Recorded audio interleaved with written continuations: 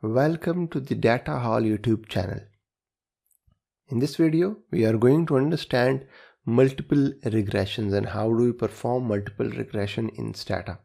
We are also going to interpret different values that we get from multiple regression. So let's dive into it. So let's have a data set, and as usual, we would import the auto data. Right, it's quite easy to work with this one. Okay, so we have our auto data imported into the Stata memory, and we have 74 observations.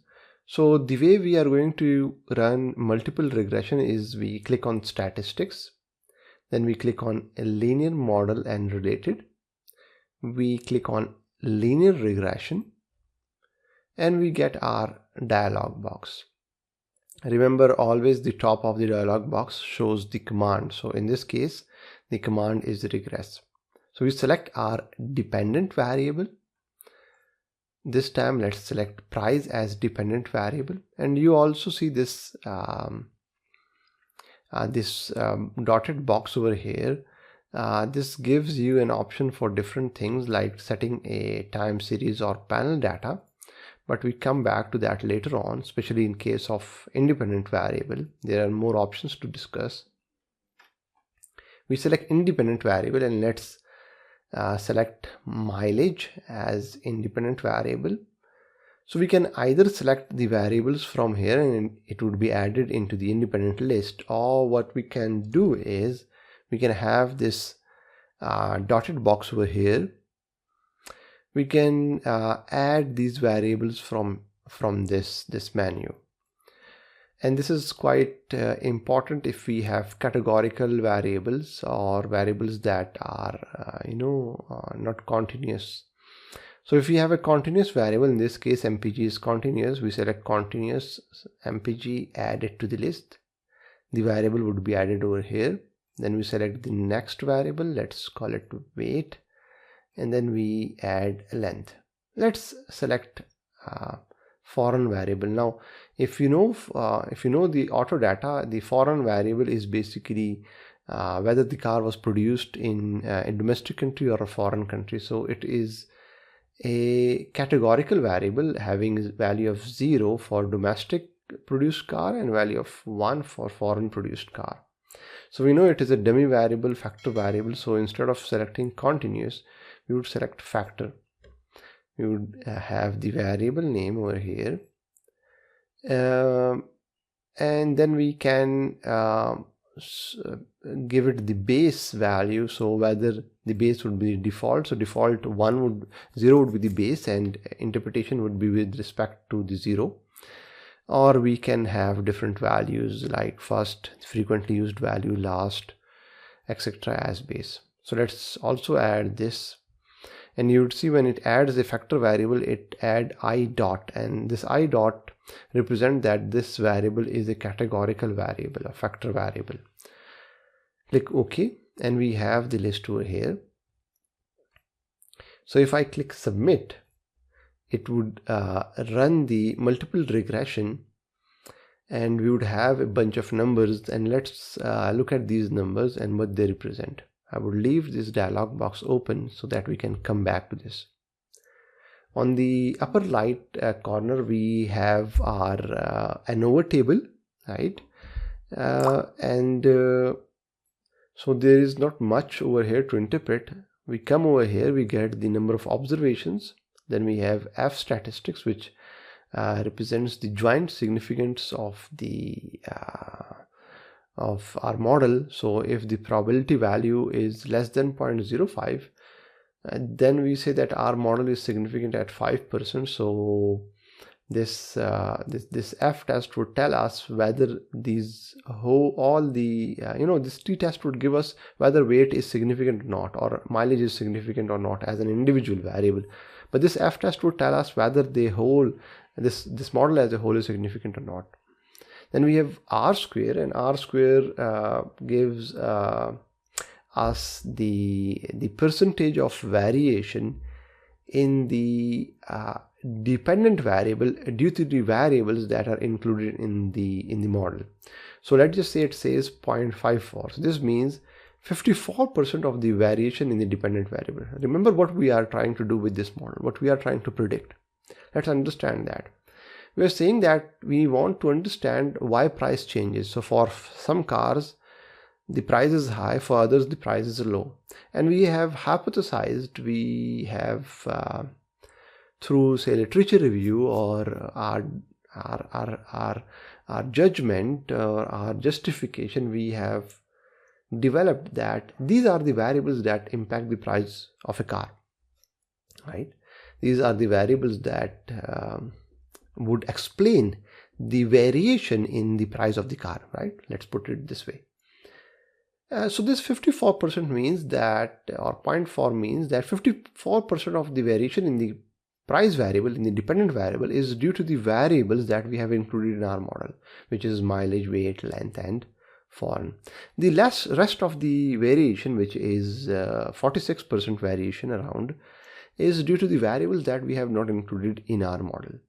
So is this R square value good or not? That would depend on the topic and area, but we have a rule of thumb which says that if the R square is less than 0.1, then it is a weak R square. If it is between 0.1 and 0.3, then it is moderate, and if it is greater than 0.3, then we say that it is a strong. So the independent variable have explained this, higher part of the variation in the dependent variable. Okay, we have adjusted R square, and this would always be less than R square, because whenever we add new independent variables, right, this R square, the formula behind R square is designed in a way that whenever we would add a new independent variable, the value of R square would increase. So to adjust for that, we have adjusted R square, and it adjusts for the number of variables. So if we have many independent variable and less observations, we would get high R square, but this adjusted R square would be less than that. Okay, let's come towards this table. We have coefficients. Obviously we have variables name, we have all the independent variable, and this foreign, because it was a categorical variable, so this foreign is basically the category. If we have 3 categories within this foreign variable, all those categories would be listed here, and this underscore constant is the intercept term, or what we call y-intercept, or constant, or alpha. Okay, so let's understand this coefficient. This is the unstandardized beta of each variable. So what this means is for mileage, there is a negative impact of mileage on the price. So if mileage increases, the price would decrease. And how much? This minus 13 means that if mileage increases, say for example, mileage is in say miles, right? This variable is measured in miles, let's just say. Then for each one mile increase in mileage, the price would decrease by $13. So this unstandardized coefficient, the interpretation of this unstandardized coefficient would be with respect of the unit of the variables. So if the unit of the independent variable is in miles, we would say 1 unit increase in mileage, and because the unit of price is in dollars, we would say $13 decrease in price. So let's look at the weight, and it would be clear. So the weight is measured in pounds. So what this 5 would mean is that each 1 pound increase in weight of the car, its price would increase by $5, right? And this length would means because length is measured in say inches, so each 1 inch increase in the length of the car, its price would decrease by $92. So we know how do we interpret these unstandardized coefficients, and I would give you the idea of how to get standardized coefficient later on. We know what standard errors are, right? And how do we get, normally we do not need to interpret the standard error, we just have to see whether these values are large enough or not. Okay, so these are basically the standard deviation of betas. So it is the simplistic idea of standard error. Okay, the t value would tell us whether the coefficient is significant or not. And how do we get these values? We divide the coefficient by standard error. So this 13 divided by 72, you would get 0.9. So this value, this t value, and this p value would always give us the same conclusion. So this t value should be greater than 1.65, right, for 10% level of significance, right, and for if it is between 1.65 and 1.96, then we say that the variable is significant at 5%. And if the value is greater than 2.58, then we say that the variable is significant at 1%. But normally we do not have to do this. We also get this idea from the p-value. So this p-value is greater than 0.10. So in social sciences, in our field, the least we can go is for 10%. Okay, so this value is greater than 0.10, or let's for the sake of easiness, let's compare it with 5%. So it is less than 0.05. We say that this variable is not significant, and when we say not significant, we mean that statistically we are not confident on the relationship, right? So we can not reject the null hypothesis. In this case, null hypothesis would be that mileage do not have any impact on price. So if the p-value is greater than 0.05, we cannot reject the null hypothesis. So we would have to accept the null hypothesis. If we accept the null hypothesis, which says that there is no real impact of mileage on price, then you get the point. We cannot conclude that mileage, we do not have enough evidences that mileage do have an impact on price. Next, for weight, it is less than 0.05. So we reject the null hypothesis, which is that weight do not have an impact on price. If we reject null, we accept the alternate hypothesis, which says that mileage do have a significant impact on price, right? So we would call it, we would say that weight have a significant impact on the dependent variable, which is price. Similarly goes for the length and for foreign variable. So here this is a categorical variable, and this we would have a video, a whole series of videos on categorical and dummy variable, but let's just give you an idea. In this foreign variable, a car manufactured in a foreign country would have a value of 1, right? If I can quickly show it to you over here, it would have a value of 1. So we would interpret this with respect to the 0 value. So a foreign car as compared to a domestic car is expensive by $35–50, right? So foreign cars are more expensive than domestic cars. This is what this coefficient is saying. Okay. So then let's discuss we have two types of hypotheses. One is what we call directional hypothesis, and the second is non-directional. The hypothesis that we just discussed, that whether it is a significant impact or non-significant impact, is called non-directional hypothesis, and the by default p-value that we get from Stata regression is the the non-directional hypothesis, which is the two-tailed test, right? If we wanted to perform a one-tailed test, what we would do is we would divide this p-value by into half. We would divide it by 2, so we would get the p-value for one-tailed test. But normally we perform two-tailed tests, right?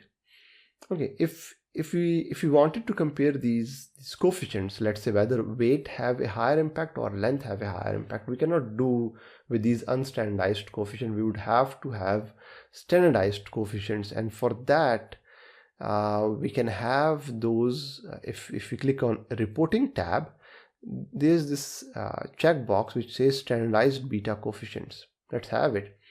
It would give us the unstandardized coefficient, but at the same time it would give us the standardized coefficients, and it would remove the confidence interval. Okay, so this standardized beta, what it says is that if you want to compare the variables, then we cannot do it with unstandardized betas, because these unstandardized betas are scale dependent and they cannot be compared. We cannot compare them without studying the range or distribution of each variable. But we can do that with standardized beta. So it can give us relative contributions, and what we are doing is we are dividing the coefficient by its standard deviation. So the standardized betas would have a mean value of 0, right, and a standard deviation of 1. So we can see that weight have a higher impact as compared to other variables. Now this is the one way of comparing these variables. If there is another way of doing that, which is to let's say add each variables in the model and compare their change in R square, right? So by the way, the interpretation of this standardized beta would be for each one standard deviation change in weight, the price variable, the dependent variable, would change by 1.5 standard deviations. Okay, but this interpretation gets problematic with categorical variable. For example, in this case, the foreign variable is a categorical variable. So what does it say? It means to have you see one standard deviation increase in one standard deviation. It isn't a continuous variable. The interpretation wouldn't make sense to say one standard deviation increase in the right? So for that, a better option is to use R square for comparison purposes. And to compare R square, we would have what is called increment in R or semi-partial correlation. And what we mean by increment in R, as the name suggests, what we do is we take, let's say, we regress a price on mileage, and then we add another variable of weight, and we see how the R square increases, right?